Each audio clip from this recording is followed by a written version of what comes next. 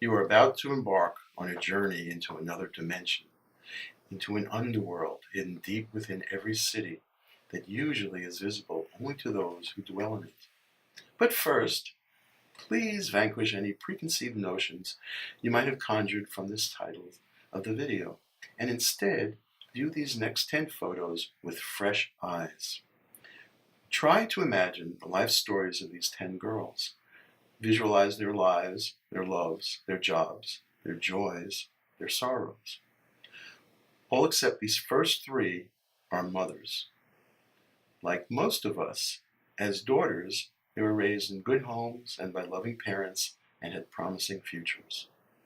Like most of us, their loving parents fed them conventional diets rife with 2 plant-based but highly refined white powders, namely white flour and white sugar, of which sugar stimulates metabolism just like a drug.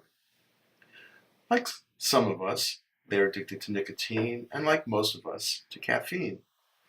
And like many of us, they binge on alcohol or cannabis or painkiller pills or psychomeds. So, just like all of us, these 10 girls all do drugs. Yet, something sets them apart from us. What? It is their consumption of 2 other plant-based but highly refined white powders, cocaine and heroin, for which these small-town girls with big-time habits have become society's lowest outcasts because, in their hustle for drugs, they all became streetwalkers and internet escorts. Good Girls on Bad Drugs are true stories about sex and drugs. The book chronicles some guy's lust for sex and these girls' love of drugs. So call these modern love stories. For these chemically crippled women, addiction was not their choice, but their destiny. As civilian casualties in the war on some drugs, they all have passed through the steely gates of the Janet York Correctional Institution for Women, Connecticut's Soul Girl Jail, conveniently located just 8 miles from downtown New London, on whose streets most of these photos were taken. The prison is a veritable AIDS colony because most of its inmates have Hep C and half are HIV POS. Many of its ex-cons, such as Chris, have already died from AIDS. Dying to get high, Michelle fatally overdosed, and Brenda too fatally OD'd. Some, such as Kate and Judith, both dying from AIDS, died first from overdose. Renee was the first of these to be murdered. Michelle was the second strangled streetwalker, and Hope was the third to die by the hands of a John. Liz was an accomplice to 2 murders, and Marie nodded off on heroin and killed another driver.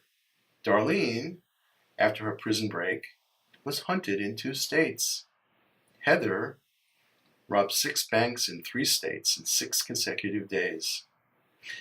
And when my photos of Heather Brown and all 3 strangled streetwalkers were published in newspapers and broadcast on network TV news, I, their interviewer, became interviewee. But these stories are theirs, not mine. They cry. We can only lament their tragedies. They die. We can only deliver their eulogies. The following is 1 page from the 288-page book, from chapter 21, titled Jennifer, Beauty and the Beasts. Life as a junkie, copping and shooting dope, is like that of a sleepless dog chasing its tail. Chase tail, lap water. Chase tail, scarf food. Chase tail, lick wounds. Chase tail, play dead. Chase tail, drop dead. Shoot dope, sell sex, shoot dope, nod out, shoot coke, get high, shoot dope, sell sex, no dope, get sick, shoot dope, do rehab, sniff dope, quit rehab, shoot dope, sell sex, shoot dope, do methadone, snort coke, quit methadone, shoot dope, sell sex, shoot dope, get busted, no dope, do detox, crave dope, do time, crave dope, get out, shoot dope, get high, shoot dope, sell sex, shoot dope, chase tail, shoot dope, play dead, shoot dope, drop dead. And yet, Jennifer smiles. About what? Not about the cycle of dope and coke, dope and methadone, dope and coke. Not about detox then rehab, discharge then relapse, detox then rehab, discharge then relapse. Not about cops then courts then jail, probation then violation then jail, bail then forfeiture then jail, parole then violation then jail. Not about shoplifting, streetwalking, drug dealing, streetwalking, shoplifting, internet escorting. Not about pregnancy, adoption, pregnancy, abortion, pregnancy, adoption. Not about assault, robbery, sexual assault, rape, sexual assault, murder. Not about genital warts, herpes 1, chlamydia, herpes 2, gonorrhea, hepatitis A, syphilis, hepatitis B, HIV, hepatitis C, AIDS. Not about OD then ER, OD then ICU, OD then DOA. From chapter 25, titled Sex for Hire, a eulogy. It is easy to condemn and demonize these girls, whereas it requires effort to try to understand and humanize them. Once you learn their tragic life stories, you may no longer regard them as criminals or monsters or demons.